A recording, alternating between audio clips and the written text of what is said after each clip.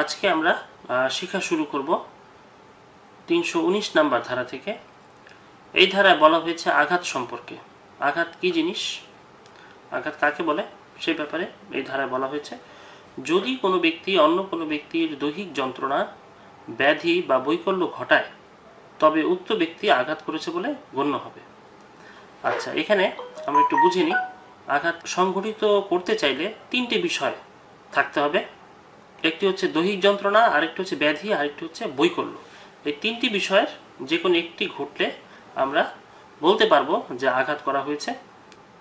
এই তিনটি বিষয় যাতে আমাদের সহজভাবে মনে থাকে সেজন্য আমরা বলবো যে আঘাত হতে হলে ব দিয়ে তিনটি বিষয় ঘটতে হবে। একটি হচ্ছে ব দিয়ে বেদনা, আরেকটি হচ্ছে ব দিয়ে বিমার, আরেকটি হচ্ছে ব দিয়ে বৈকল্য। এখানে বেদনা হচ্ছে দৈহিক যন্ত্রণা, বিমার হচ্ছে ব্যাধি বা অসুখ বিসুখ, আর বৈকল্য হচ্ছে কোনো অঙ্গ, শরীরের কোনো অঙ্গ যদি বিকলাঙ্গ হয়ে যায় সেই বিষয়টি। তো এই তিনটির যে কোনো একটি ঘটলে আমরা ধরে নেব যে আঘাত করা হয়েছে। তো এই তিনটি বিষয় আমরা একটু বিস্তারিত শিখব। প্রথমটি হচ্ছে দৈহিক যন্ত্রণা বা বেদনা। তো এই দৈহিক যন্ত্রণা বিষয়টি কি? এই বিষয়টি হচ্ছে শরীরে ব্যথা অনুভব করা, অর্থাৎ কেউ যদি এমন কোনো কাজ করে যে কারণে অন্য কোনো ব্যক্তি শরীরে যন্ত্রণা অনুভব করছে, শরীরে ব্যথা অনুভব করছে, তাহলে আমরা বলবো যে ওই ব্যক্তিকে আঘাত প্রদান করা হয়েছে। এখন কোনো ব্যক্তি যদি অপর কোনো ব্যক্তিকে কোনো দুঃসংবাদ দেয়, কোনো ভয়ঙ্কর কোনো দুঃসংবাদ দেয়, তাহলে যে ব্যক্তি দুঃসংবাদটি পাবে সেই ব্যক্তি খুব মানসিক কষ্টে থাকবে, খুব মানসিকভাবে আঘাতপ্রাপ্ত হবে। কিন্তু সেটিকে আমরা দৈহিক আঘাত বলবো না, সেটিকে আমরা বলবো মানসিক আঘাত। মানসিকভাবে আঘাত দিলে সেটি 319 ধারায় পড়বে না। শুধুমাত্র শরীরের যন্ত্রণা তৈরি করলেই আমরা বলবো যে তাকে আঘাত দেওয়া হয়েছে। আবার শারীরিক যন্ত্রণা দেওয়ার জন্য শরীরকে স্পর্শ করতে হয়, শরীরকে স্পর্শ করার মাধ্যমে শারীরিক যন্ত্রণা দেওয়া যায়। কিন্তু সবসময় শারীরিক যন্ত্রণা দেওয়ার জন্য স্পর্শ নাও করতে হতে পারে। যদি এমন হয় যে কোনো শিশু সে কোনো মানসিক রোগে আক্রান্ত বা স্নায়ু রোগে সে ভুগছে, তখন যদি অন্য কোনো ব্যক্তি তাকে অন্ধকার রুমে নিয়ে তার সামনে ভূত সেজে তার সামনে দাঁড়ায়, তবে সেই শিশুটি দৈহিকভাবে যন্ত্রণার শিকার হতে পারে। তো ওই দৈহিক যন্ত্রণার বিষয়টিও আমরা আঘাত হিসেবে ধরে নিব। আবার যদি এমন হয় যে কোনো নারী বা পুরুষ অপর কোনো নারীর চুল ধরে টানাটানি করছে, এখন চুল ধরে টান দিলে যে নারীর চুল ধরে টান দেওয়া হচ্ছে সেই নারী অবশ্যই দৈহিক যন্ত্রণা ভোগ করবে। তো আমরা সেটিকেও বলবো আঘাত। দ্বিতীয়টি হচ্ছে ব্যাধি বা বিমার। ব্যাধি বলতে শরীরের কোনো রোগ বোঝাবে। এক ব্যক্তি অপর ব্যক্তিকে যদি স্পর্শের মাধ্যমে কোনো রোগ বা অসুখ বিসুখ যদি সাপ্লাই দেয়, তাহলে সে ব্যক্তি আঘাত প্রদান করেছে, এটি আমরা ধরে নিব। এমন হতে পারে যে কোনো পুরুষ ব্যক্তির কোনো বিশেষ রোগ রয়েছে, তো স্ত্রী লোকটি জানে না যে পুরুষ লোকটির কোনো বিশেষ রোগ রয়েছে, সো না জেনেই সেই স্ত্রী লোকটি পুরুষ লোকটির সাথে শারীরিক সম্পর্ক স্থাপন করলো, এবং ফলে পুরুষ লোকটির অসুখ বিসুখ বা রোগ স্ত্রী লোকটির শরীরে চলে গেল। তো এই যে স্ত্রী লোকটি রোগ আক্রান্ত হলো, আমরা এটিকেও বলবো যে আঘাত প্রদান করা হয়েছে। আর শেষেরটি হচ্ছে যে বৈকল্য।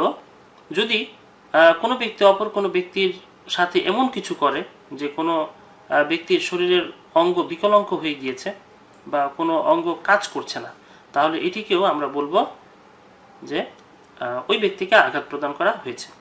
তারপর ধারা 320-এ বলা হয়েছে গুরুতর আঘাত সম্পর্কে। অত্র ধারার বিধান মোতাবেক কেবলমাত্র নিম্নোক্ত শ্রেণীসমূহের আঘাতই গুরুতর আঘাত বলে গণ্য করা হবে।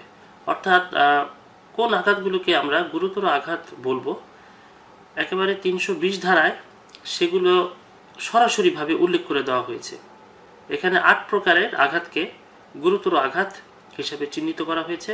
এই 8 প্রকারের ভিতরে যদি কোনো আঘাত পড়ে, তাহলে আমরা বলতে পারবো যে সেই আঘাতটি হচ্ছে গুরুতর আঘাত। প্রথমটি হচ্ছে পুরুষত্বহীনকরণ। এটি খুবই একটি গুরুতর আঘাত। আঘাতের দিক থেকে এই আঘাতটিকে 1 নম্বরে রাখা হয়েছে। অর্থাৎ কোনো পুরুষ মানুষের যে লিঙ্গ রয়েছে সেই লিঙ্গটি হচ্ছে তার পুরুষত্বের প্রতীক। তো সেই লিঙ্গটি যদি কেটে ফেলা হয় বা কোনো পুরুষ মানুষ যদি তার লিঙ্গটি হারায়, তাহলে তার জীবন সত্যিই বিপন্ন হয়ে পড়বে। সে কারণে প্রথমেই বলে দেওয়া হয়েছে, যদি কোনো ব্যক্তিকে পুরুষত্বহীন করা হয় তাহলে সেটি অবশ্যই হবে গুরুতর আঘাত। 2 নম্বরে বলা হয়েছে স্থায়ীভাবে দুই চোখের যে কোনোটির দৃষ্টিশক্তি রহিত করেন। আমাদের প্রত্যেকেরই 2টি করে চোখ রয়েছে। এই 2টি চোখের কমপক্ষে একটির দৃষ্টিশক্তি যদি নষ্ট করা হয় তাহলে সেটিকে বলা যাবে গুরুতর আঘাত। আর যদি এমন হয় যে 2টি চোখই নষ্ট করে ফেলেছে তাহলে তো কোনো কথাই নেই। 3 নম্বরে বলা হয়েছে স্থায়ীভাবে 2 কর্ণের যে কোনোটির শ্রবণশক্তি রহিত করেন। অর্থাৎ আমাদের প্রত্যেকের 2টি কান রয়েছে শোনার জন্য।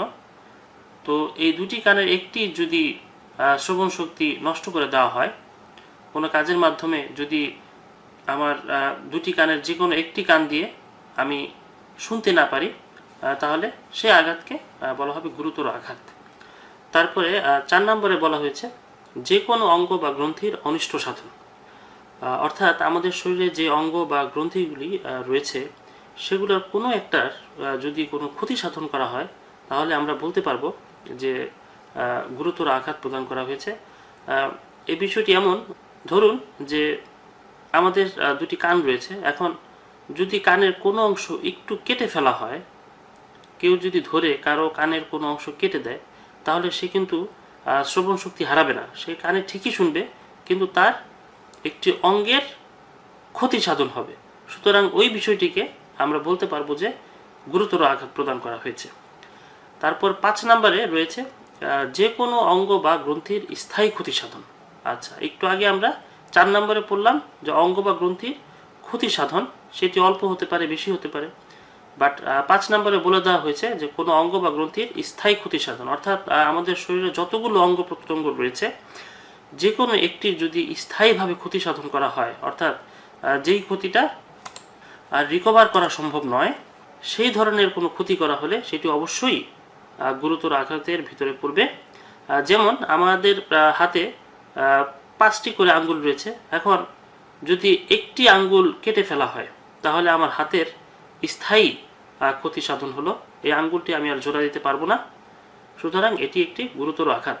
তারপর 6 নম্বরে বলা হয়েছে মস্তক বা মুখমণ্ডলের স্থায়ী বিকৃতিকরণ।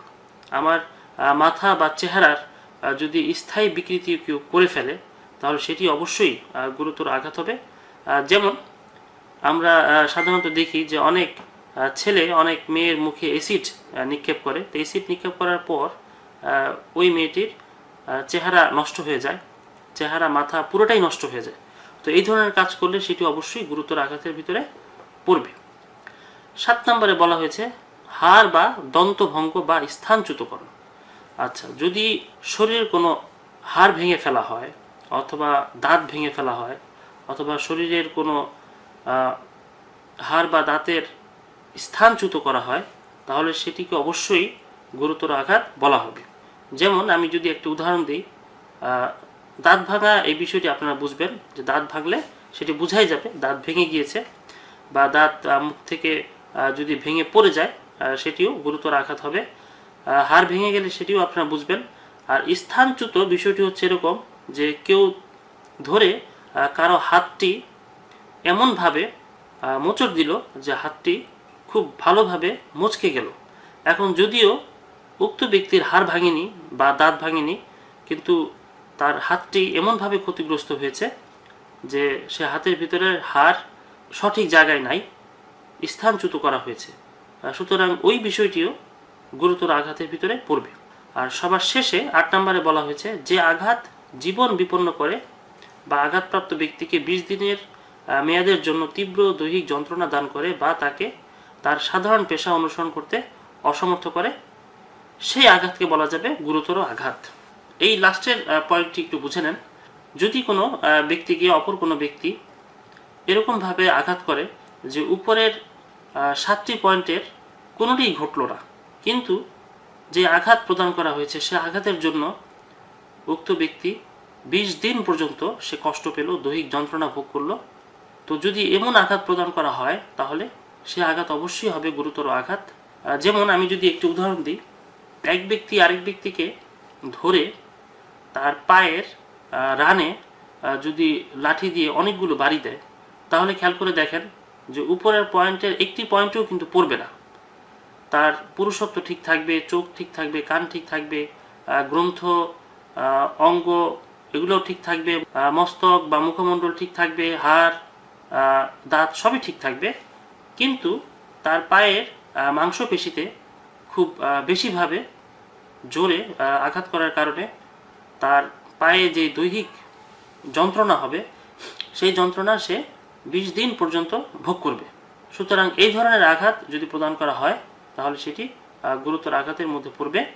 আর আরেকটি বিষয় বলা হয়েছে যে সাধারণ পেশা অনুসরণ করতে অসমর্থ করে, অর্থাৎ একজন ব্যক্তি স্বাভাবিকভাবে সে যে কাজকর্ম করত সেই কাজকর্ম যদি সে করতে না পারে কোনো আঘাতের কারণে, তাহলে সে আঘাতটিও গুরুতর আঘাত বলে গণ্য হবে। এখানে 320 ধারায় 8টি পয়েন্টে ভাগ করে দেওয়া হয়েছে। আমরা এই 8টি পয়েন্ট খুব ভালোভাবে মুখস্থ করব, ভালোভাবে শিখব। এখান থেকে এমসিকিউতে সবসময় প্রশ্ন থাকে, রিটেনেও প্রশ্ন থাকতে পারে, এবং ভাইভাতে জিজ্ঞেস করলে আমাদের জন্য ভুল না হয়, আমরা যেন সঠিকভাবে বলতে পারি, সেই জন্য আমাদের প্রিপারেশন থাকতে হবে। আর গুরুতর আঘাতের বেসিক বিষয়টি হলো যে যে আঘাতের কারণে মানুষ মারা যাবে না, অর্থাৎ যদি মারা যায় তাহলে তো মারাই গেল, কিন্তু যে আঘাতের কারণে মানুষ মারা যায় না কিন্তু তার জীবন বিপন্ন হয়ে যায়, সেই আঘাতগুলি কি আমরা বলবো গুরুতর আঘাত। তারপরে ধারা 323-এ বলা হয়েছে স্বেচ্ছাকৃতভাবে আঘাত দানের শাস্তি, অর্থাৎ কেউ যদি নিজের স্বইচ্ছায় কাউকে আঘাত প্রদান করে তাহলে তার কি শাস্তি হবে বলে দেওয়া হয়েছে। যে ব্যক্তি 334 ধারায় ব্যবস্থিত ক্ষেত্র ব্যতি রেখে স্বেচ্ছাকৃতভাবে আঘাত দান করে সে ব্যক্তি যে কোনো বর্ণনার কারাদণ্ড যার মেয়াদ 1 বছর পর্যন্ত হতে পারে বা জরিমানা দণ্ডে যার পরিমাণ 1000 টাকা পর্যন্ত হতে পারে বা উভয় দণ্ডে দণ্ডিত হবে। আচ্ছা, এখানে শাস্তিটা পরিষ্কার বোঝা যাচ্ছে, কিন্তু এখানে লেখা হয়েছে যে যে ব্যক্তি 334 ধারায় ব্যবস্থিত ক্ষেত্র ব্যতি রেখে, অর্থাৎ 334 ধারায় কি রয়েছে? 334 ধারায় রয়েছে যদি কেউ উত্তেজনা বশে আঘাত করে তাহলে সেক্ষেত্রে কি হবে, অর্থাৎ উত্তেজনা বশে আঘাত করার বিষয়টি 334 ধারায় রয়েছে। এখানে বলা হয়েছে যে ব্যক্তি 334 ধারা ব্যতীত, অর্থাৎ যদি কেউ উত্তেজনা ছাড়া কোনো ব্যক্তিকে স্বেচ্ছাকৃতভাবে আঘাত করে তাহলে তার কি শাস্তি হবে সেটা এখানে বলা হয়েছে। সে ব্যক্তির কারাদণ্ড হবে 1 বছর পর্যন্ত হতে পারে অথবা জরিমানা দণ্ড হতে পারে, এবং জরিমানার পরিমাণ হতে পারে 1000 টাকা পর্যন্ত অথবা উভয় দণ্ডে সে দণ্ডিত হতে পারে।